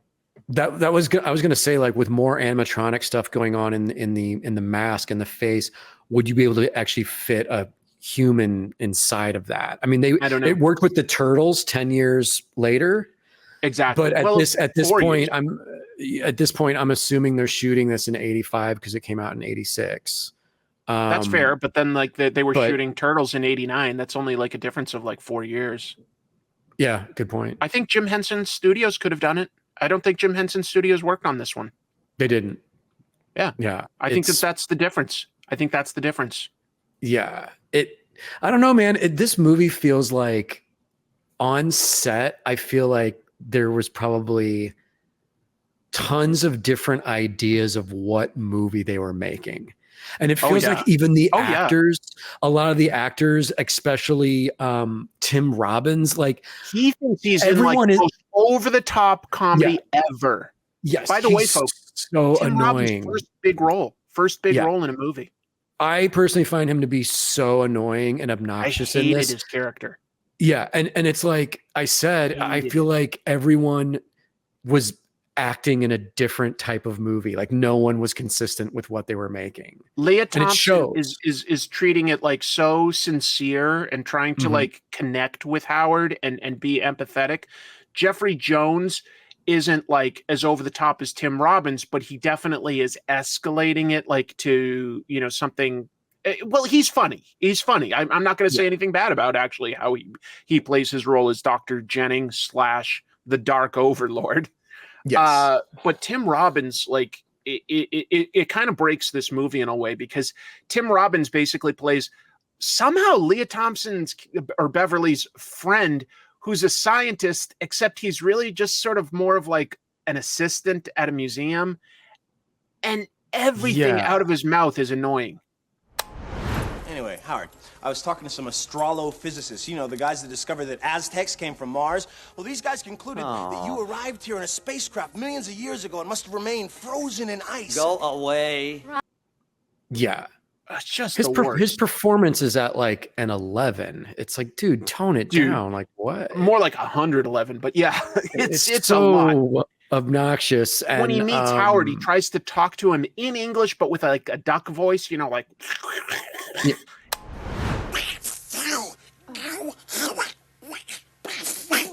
Undoubtedly, one of Earth's greatest minds here. And he's always just sort of like, I don't know, just like bugging his eyes out and like running around like, you know, like he's on cocaine. Yes. It's wild. It's obnoxious and it's unlikable and he's not helpful really. This was the 80s, Chris. Maybe cocaine was part of could have factored in. Maybe. I'll say allegedly. Don't get me in trouble. Let's not get ourselves in trouble. But early on, like, you know, like we say that Howard had gotten thrown out of that club and Beverly comes out and he uses quack fu, which is from the comics, and that's fine, except this is like one of about 3 fight scenes that Howard has. He's also got 2 in bars. All of them require him to be standing on top of something. For instance, standing on top of the trash can or on top of a diner counter or a bar like countertop. Right.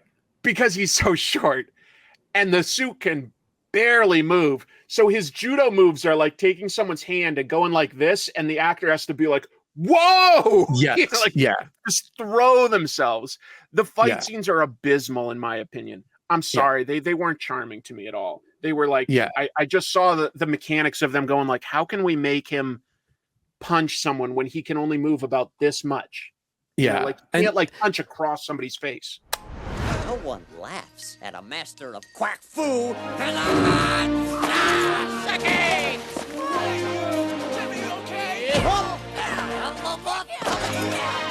And man, poor Leah Thompson, even she's in some of the fight scenes trying her hardest to like contribute to the action, and it just isn't working. It's awkward and bizarre. So, you know, They Beverly takes Howard back to her place, like out of sympathy, and like once he falls asleep, she like a creep looks through his wallet, but it's to understand who he is. She sees pictures of other duck people and stuff, and then sees that unwrapped condom. And here's my 2 cents on how to elevate this. Maybe this is obvious, but if Here we go, you're people. going to do that joke, can you at least make it a corkscrew? Ducks famously have a corkscrew penis. Yes. If you're going to go there, maybe at least really go there.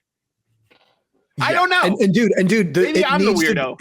It needs to be in the condom wrapper, and she takes it out and she's like, what the hell? And she tears it open and it springs out as the corkscrew. And she's like, whoa. It's at least a joke. I'm not saying it's a good joke. I don't think it's the kind of joke you need to make in Howard the Duck. But if you're going to, I think you could have done it better. Right.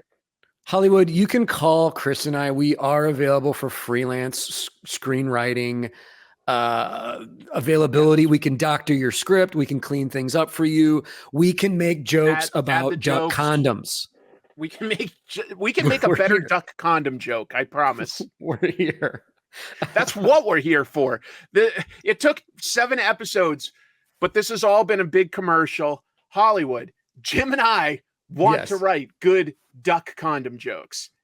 Yeah. If we could get that work, minimum wage. Yeah.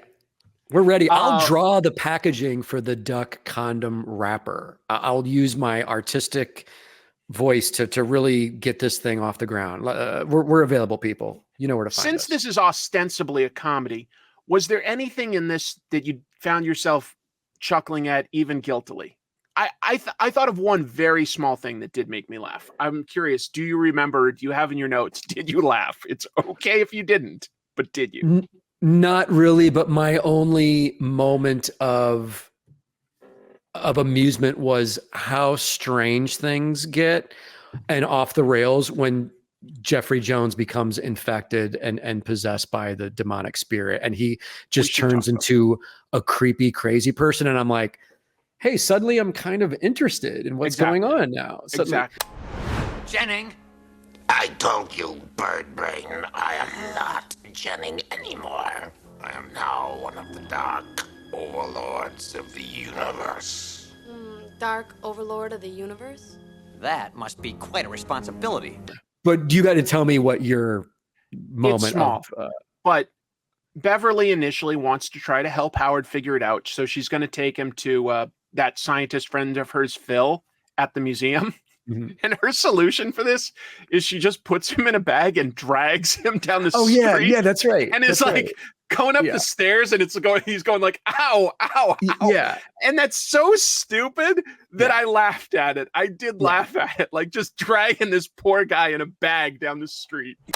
Phil's a scientist. He can help. Ugh.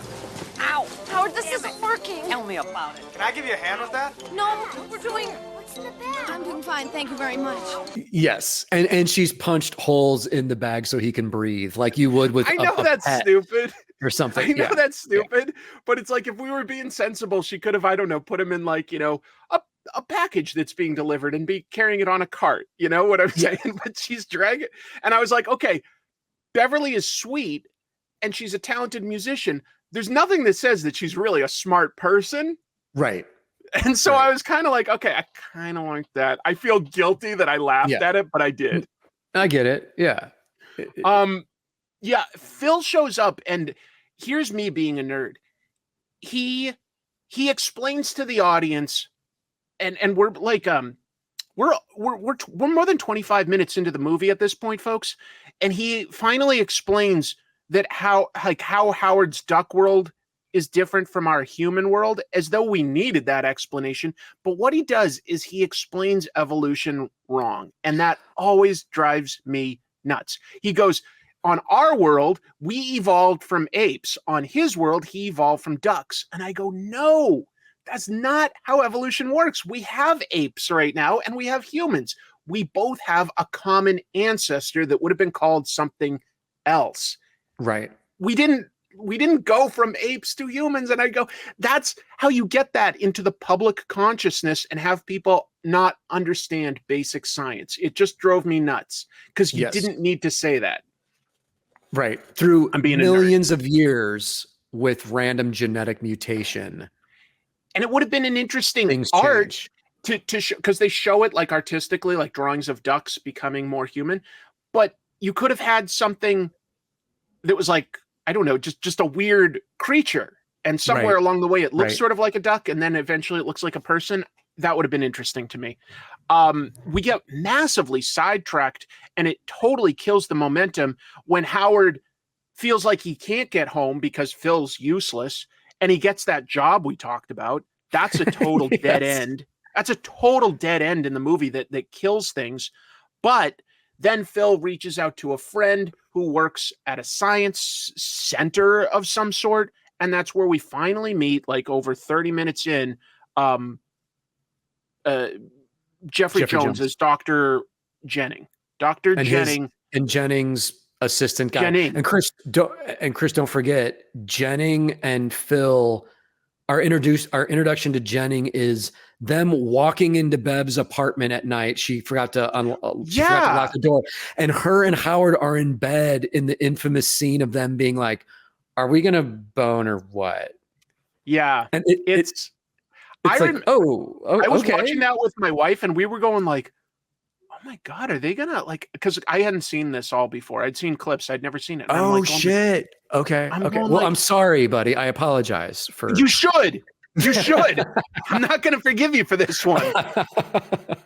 We were friends. Now we're just work colleagues. Now your poor wife is just like, you're not allowed to hang out with Jim anymore. Like this friendship's over. Like, what is he making you watch? What is happening? Fortunately, like, she's down for watching like sort of whatever, and like she was just sort of working in the living room, and I was like, do you mind if I watch this movie? No, cool. And she sort of watched it, but not to the extent I am, where I'm watching Howard the Duck taking notes, and at a certain point I'm hyper aware that my wife is like sort of watching it, but she's doing like paid work, and that I'm going like, minute 32, duck hunting news. Yeah, that might be relevant later for my notes.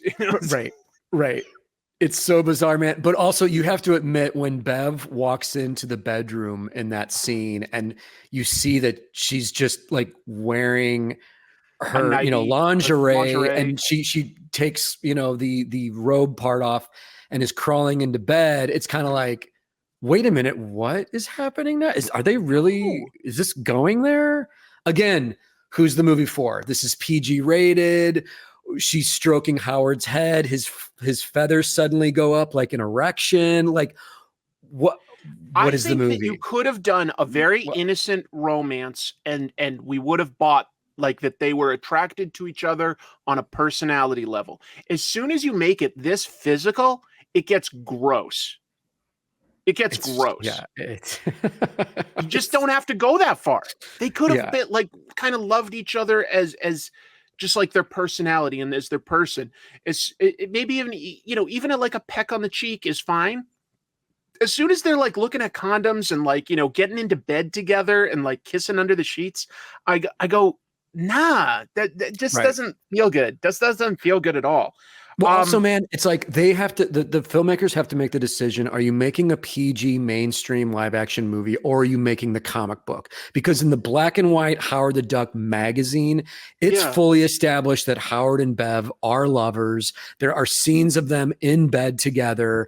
It's explicit. It's blatant, like what's going on. But it also isn't like we don't like see like, a corkscrew duck penis. No. I'm not saying it's like that, there are things you can do in comics and it isn't going to come across as creepy because it's all illustrated. Like Howard is just as real as Beverly because they're both drawn by the same artist, and it's not as creepy as in this movie. You've got like a duck creature suit that somehow, Leah Thompson is attracted to. It just doesn't work. It doesn't work. Right. In my opinion. Dr. Jennings is responsible for this space. They call it a laser, but it's basically the thing that made the portal that brought Howard to Earth. It was a mistake, but they're also the people that could potentially fix it. What we quickly learn is it becomes a road trip movie at this point. It wasn't before, but it absolutely becomes a road movie where Dr. Jennings, Beverly, and Howard go on the road. And Dr. Jennings all of a sudden starts slowly changing into, he's possessed essentially by something called the Dark Overlord. And there's multiple Dark Overlords.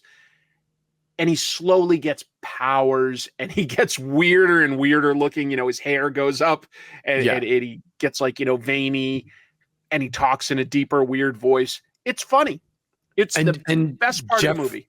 Yeah, and Jeffrey Jones is completely going for it. He's on board. He's doing all this silly shit and doing a weird voice. And when his powers begin to manifest, it actually looks cool. You can see that there's money behind this movie. It has a budget. The Lucasfilm effects can definitely do explosions and laser blasts and telekinesis. They can do all that. They couldn't make a duck suit, but they can do that kind of stuff as Dr. Jennings becomes more powerful. Basically, things go to shit at a diner where he basically like just causes things to go crazy. And then there's a lot of back and forth with all of the characters sort of on the run from, the police. That's right. Actually, the diner scene is where things really get weird too, though. I just remembered. Because at first, they're just serving Howard as a patron. He's just sitting at the booth, right? But once Dr. Jennings starts like throwing laser blasts and things like that, the entire patronage and the cooking staff grab Howard, pin him to the cutting board in the kitchen, and plan to chop him up. Decide they're going to cook him. Yes. They just all of a sudden out of the blue. And it just changes. Like the vibe changes. Everybody could see him before this. It wasn't like he was hiding in a disguise, folks. He was never in a disguise like, you know, when the Thing goes to a movie theater and puts on a trench coat and a fedora. And the hat. Yeah. That wasn't what's going on. They just the diner scene. The diner scene is where the movie goes off the rails. It starts kind of cool and funny, and then it ends and things are off the rails again. Yeah. Just so weird. And Dr. Jennings is almost still in there because he's sort of like, he helps Howard escape and then he destroys the bar. But that's what sends the police after Howard. Yes. They capture him and they think that Howard's a suit. And so they try to take it off and that doesn't work. Yeah. They like strip his clothes off and try to find the zipper. Everybody's treating Howard differently. Some people don't react at all. Some people think he's a kid. The bar patrons or diner patrons wanted to chop him up and kill him. Yeah. And the police want to take off his suit. Pick one. Chris, pick a lane. I got to say, around the diner scene, I looked at the time code of the movie and it was just at like 50 minutes. And I was like, holy shit, there's like another hour of this. Whoa. And the only out thing of that all the movies we've watched on Trash Movie, this was the only movie that I was like, when is this going to be over? Yeah, I'm looking at my notes here and you're right. Like, yeah, it's just a notch over an hour where we finally get to this like bar thing. And then there's a lot of time of them sort of on the run from the police. They're trying, like Dr. Jennings wants to get to a nuclear reactor and absorb power so that he can like actually emerge. And he wants to also get back to that laser spectroscope to bring the rest of the people from the Nexus of Somnus, you know, the rest of the Dark Overlords. Right. While Howard's on the run, he also wants to get, of course, to the laser spectroscope to get home. Mm-hmm. Dr. Jennings kidnaps Beverly. Phil, unfortunately, shows back up, and the whole on the run piece is him and Howard together on the run. And dude, that's the stuff I'm talking about. That is way too long. And then it becomes a little kids movie again, where Howard and him on the glider bike thing. It's like it goes on and on and on, and it's like long. When is this going to be over? I do want to mention this because I want Jamie to show it, but when they're in the big rig, when Jeffrey Dr. Jones Jennings and Beverly are in the big rig, and he manifests the demonic parts out of his mouth, and it goes into like the lighter on the dashboard of the truck. That was funny. That stuff is weird and creepy and out of nowhere, but it's awesome.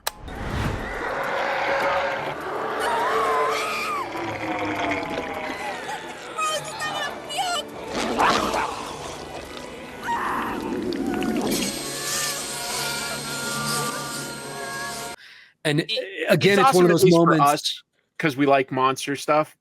Yeah. But that's also where a cop is like looking for them or something, and he's like, stop traffic, and he kills the cop. Oh yeah. Yeah.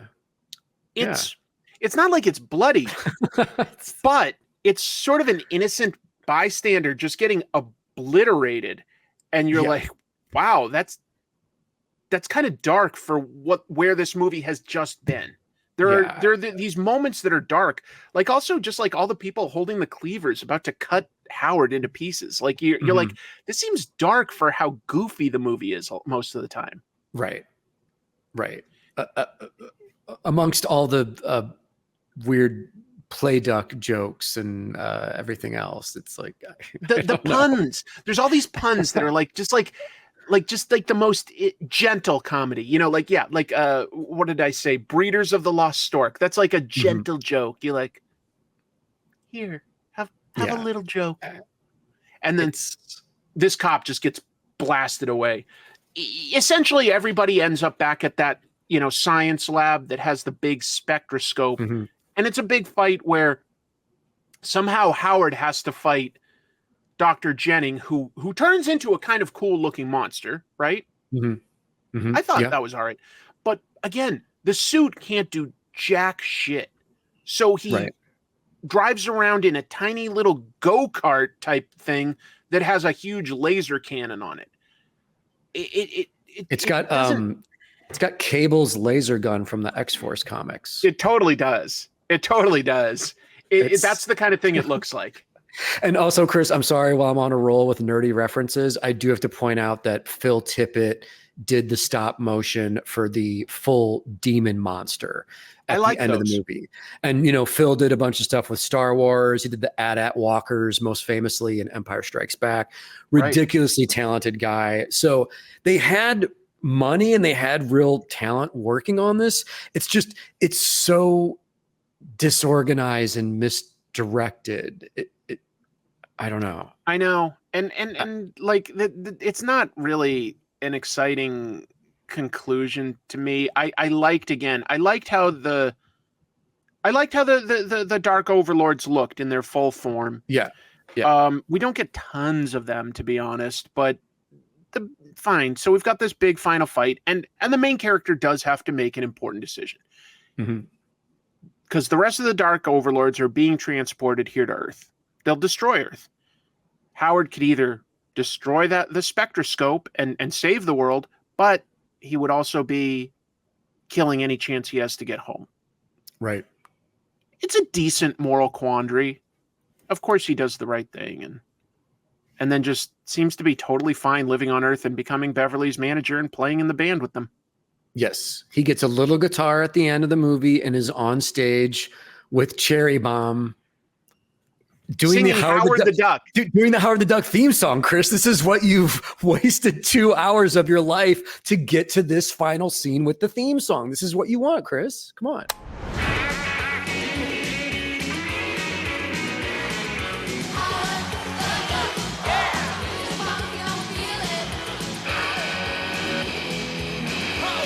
I feel a little guilty that I found it slightly catchy. It's not a good song, but it's catchy enough for what it is. Howard, it is George Clinton and Thomas Dolby. I mean, it's, Yeah, exactly. It's like they can't not make catchy riffs. Yes. And there was some character work done earlier, folks, if you care, where Howard said, you know, he wanted to be a musician. He got a degree as like, you know, like a Oh, medical that's right. doctor, but didn't go there. He did like construction. It's like Howard didn't know what he Yeah. wanted to do in life. They don't play that up too much. Right.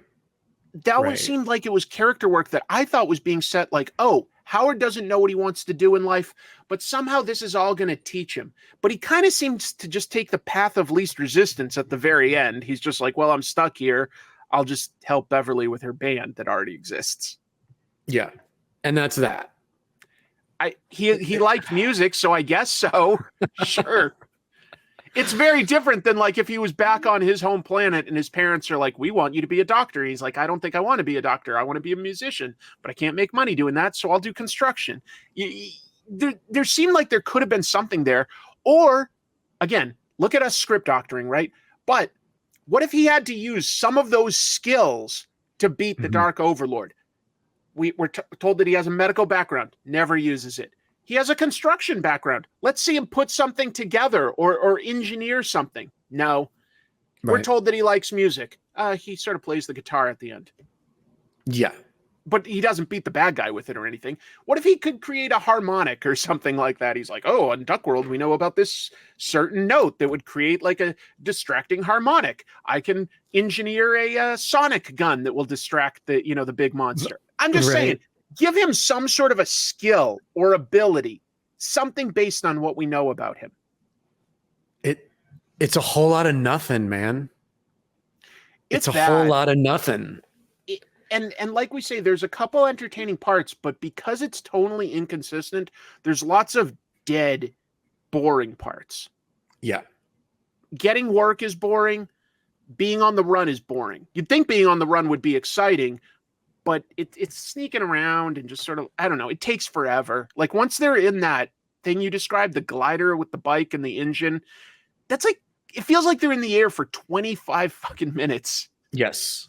It's way too long. And it's surprising that a movie like this, again, PG, I guess you take your kids to see this, that they would allow it to be over 90 minutes, man. It's very surprising that production allowed it. It's way too long. There's and a didn't lot get in there and this.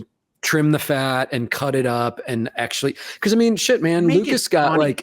he got like editor buddies of his from college to save the first Star Wars movie. I guess his wife saved that movie. His then wife. Right. And the John Williams music. I mean, we all kind of know the story, but that movie wasn't what it was until other people got involved and were like, you got to cut this up and edit it and add the dramatic music. And, and with this, it just seems like a big cluster of messiness. Again, they were going to originally have more time and do it as an animated movie. And then they sort of decided a little bit last minute to do it as a live action thing, and they just sort of brute forced their solutions, right? They were just like, well, it has to be a costume. This is as good as we can get. We're already moving now. We have to deliver this. So it was like brute force solutions to the problem. But the one thing they could have done was at least get a writer that wrote comedies or something. Like it could have at least been funny. Yeah. And here's the thing, folks. Remember, they didn't create this from scratch. There were years of comic books to draw from. Why is Hollywood so scared sometimes of like, they got Howard's origin right, and then they were just like, and everything else we're going to create from scratch. Just take the best parts of the existing comics if you're going to make it. Right. Well, like I said, I mean, stick with the original Steve Gerber comics. They are awesome and hilarious. I feel like they're timeless in a way. Like you don't have to be from the 70s or to understand them. But mostly, yeah, this holds up very well. I think this was a thing of Lucas just being like, this is a unique pop culture thing, this Howard the Duck thing. How do we make this? And it just did not I translate. think he had good intentions. Yeah. I think he liked a comic and was like, more people should know about this. I'm going to give some work to some of these people that I work with. I think he had good intentions, but I think that they missed the ball with how fast they had to do it and with the script. It just wasn't funny. It just wasn't consistently funny. It didn't have a good tone. I guess ultimately, I think if the tone is off, you kind of have to look at the director. Yep. I just don't think that this was like his forte. He didn't direct a lot of stuff. He did other stuff in Hollywood. He didn't direct a lot of stuff. Right.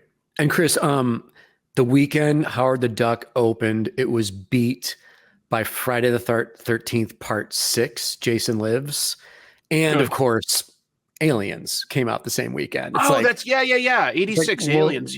Well, shit, man, this doesn't stand a chance against that powerhouse. I mean, Wouldn't it be depressing, Jim, to think that this beat those good movies like for even a weekend? Oh God. Yeah. Like that would be like a bad historical footnote. Right. Right. Aliens is awesome.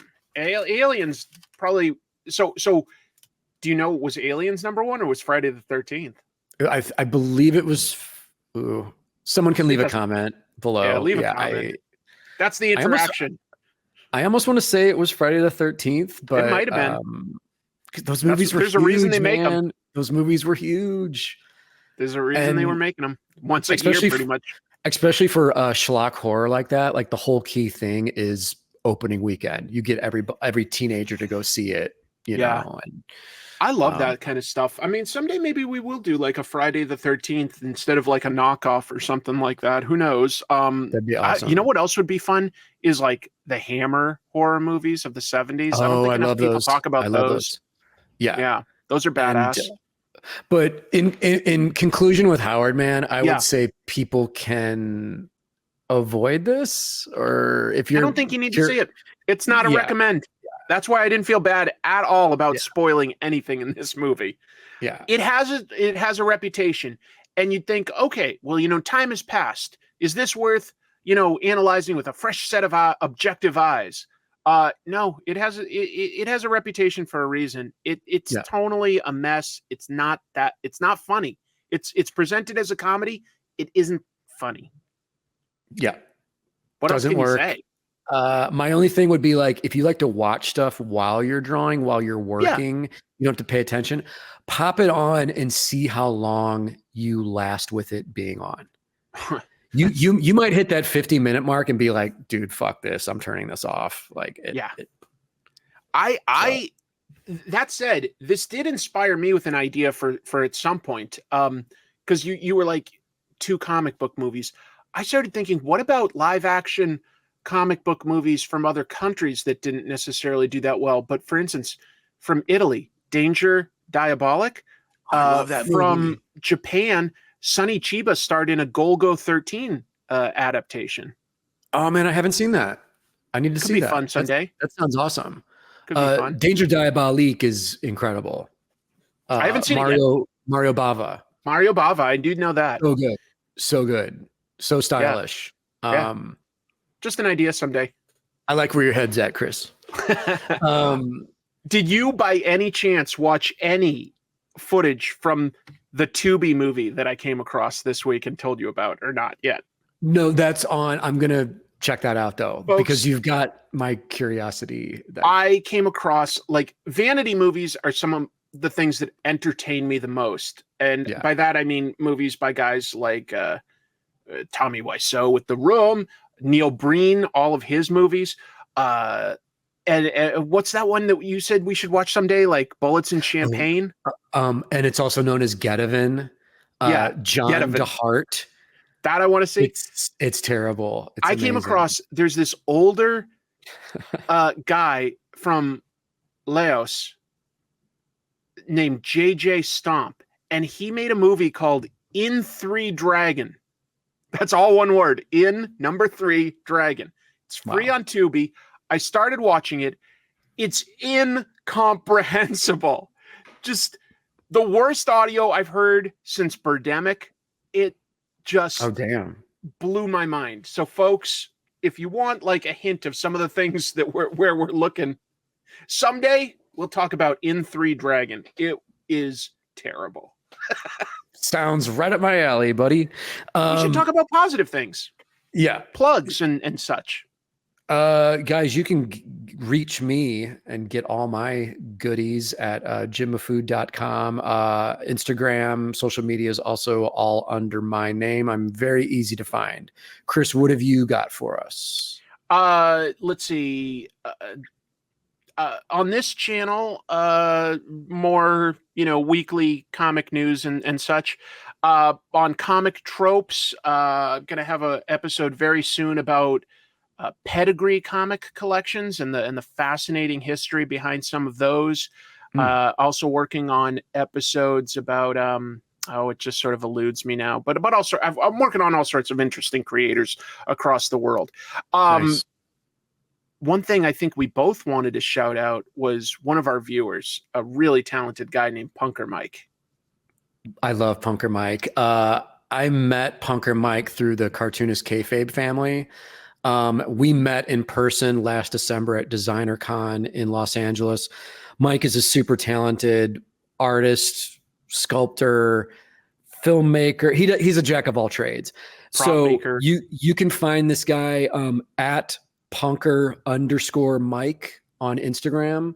Check out his body of work. But he made 2 different Trash Movie Bonanza clips for us. We're going to show one of them right now as we say goodbye to you guys. But Punker Mike, huge shout out to you, brother. We love you. These are fantastic and incredible. Love it. Also want to say thank you to our fabulous editor, Jamie. Yep. And Chris, should we just end it here and then we'll end on Punker Mike's clip? I think so. I think we've trashed it up enough today. So yeah, let's go to Punker Mike and the credits. Thank you everybody for watching. We'll see you very soon. Take care.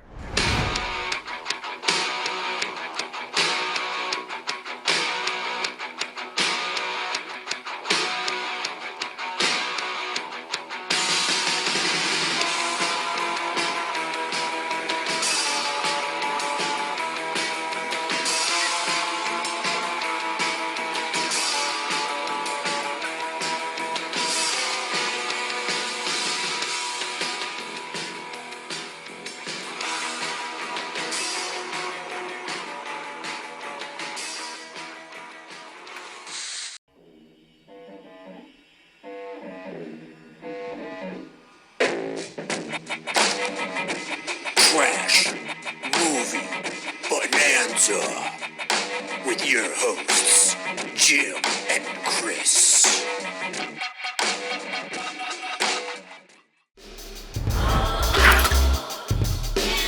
Trash Movie Bonanza.